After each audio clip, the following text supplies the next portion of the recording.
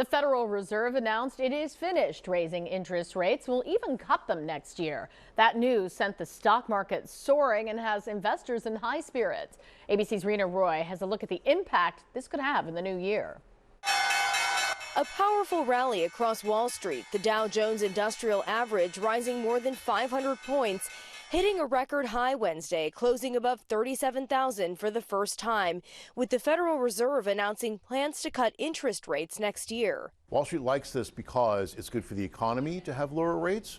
That means it's cheaper for families and households and businesses and everybody to borrow money. The Federal Reserve signaling it'll cut interest rates 3 times in 2024 after a historic series of rate hikes, meaning mortgage rates, auto loans, and credit card costs would go down.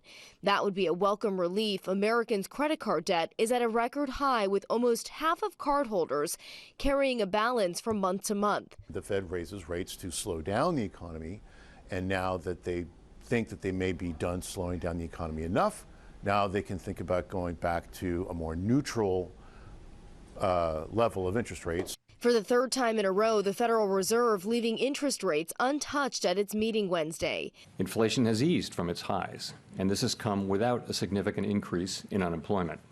That's very good news. New data shows inflation slowed to a rate of 3.1% last month, down slightly from 3.2% in October. The lower inflation readings over the past several months are welcome, but we will need to see further evidence to build confidence that inflation is moving down sustainably toward our goal. While we believe that our policy rate is likely at or near its peak for this tightening cycle, we are prepared to tighten policy further if appropriate.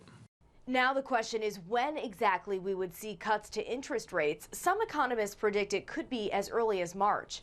In New York, Rena Roy for Channel 6 Action News.